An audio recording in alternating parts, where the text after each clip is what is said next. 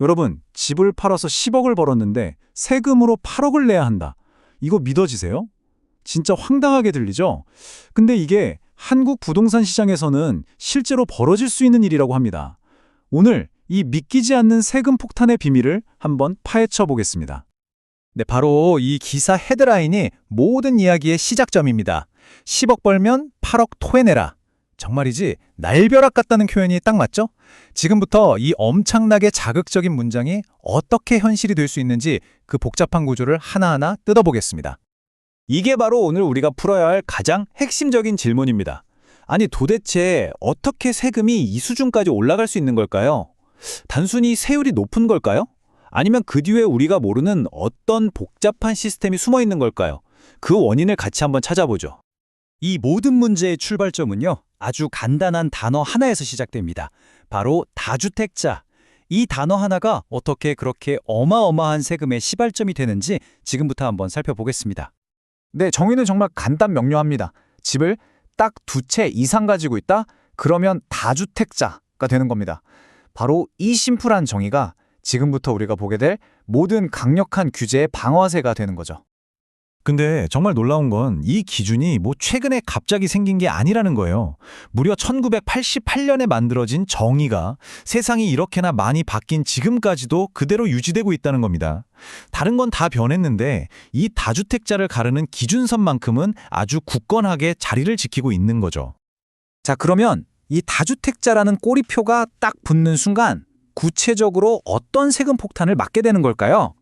핵심은 바로 3단계에 걸쳐서 부과되는 말 그대로 무겁게 매기는 세금, 바로 3대 중과세입니다. 첫 번째 관문은 바로 집을 살 때 내는 취득세입니다. 보통은 그냥 내는 세금 정도로 생각하잖아요. 그런데 다주택자에게는 여기서부터 완전히 다른 세상이 열립니다. 자, 이 그래프를 보시면 차이가 그냥 한눈에 확 들어옵니다. 내가 첫 집을 살 때는 1에서 3% 정도의 세율만 내면 되는데 만약에 정부가 지정한 조정 대상 지역에서 두 번째 집을 산다. 그 순간 세율이 8%로 그냥 수직으로 점프해버립니다. 세 번째 집부터는요. 무려 12%까지 올라갑니다. 시작부터가 다른 거죠. 집을 사는 걸로 끝이 아니죠. 이제는 집을 가지고 있다는 그 사실만으로도 매년 무거운 세금을 내야 합니다. 바로 그 유명한 종합부동산세, 우리가 줄여서 종부세라고 부르는 세금이 기다리고 있습니다. 이것도 한번 보세요. 일반 세율의 최고 구간이 2.7%인데 3주택 이상 다주택자에게는 거의 2배에 달하는 최고 5.0%의 세율이 적용됩니다. 이게 한 번 내고 끝나는 게 아니라 매년 내야 하는 세금이라는 걸 생각하면 정말 엄청난 부담이 아닐 수 없죠. 그리고 드디어 오늘의 그 충격적인 헤드라인을 만들어낸 마지막 최종 보스가 등장합니다. 가장 강력하고 또 가장 논란이 많은 세금, 바로 집을 팔 때 차액에 대해 내는 양도소득세입니다. 네, 저도 이 숫자를 처음 보고 제 눈을 의심했습니다. 82.5%. 기사에 따르면 특정 조건 하에서 3주택자가 집을 팔 때 양도세에다가 지방세까지 합치면 최고 세율이 이론적으로 이 수치까지 갈 수 있다는 겁니다. 이건 번 돈의 대부분을 그냥 세금으로 내라는 얘기나 마찬가지죠. 아니, 어떻게 이런 세율이 가능하냐고요? 비밀은 바로 중과, 즉 무겁게 매기는 데 있습니다. 다주택자는 그냥 기본 세율만 내는 게 아니라 거기에 추가로 페널티가 붙는 거예요. 2주택자는 20%포인트, 3주택자는 무려 30%포인트의 세율이 추가로 더해집니다. 말 그대로 벌칙성 과세인 셈입니다. 이 표 하나가 모든 걸 요약해줍니다. 집을 살 때 취득세, 가지고 있을 때 종부세, 그리고 팔 때 양도세까지 전 과정에 걸쳐서 다주택자는 1주택자와는 정말 비교할 수 없는 수준의 세금 부담을 지게 되는 구조인 거죠. 자, 그렇다면 이렇게 강력한 규제는 시장에 어떤 영향을 미쳤을까요? 과연 의도한 대로 시장이 움직였을까요?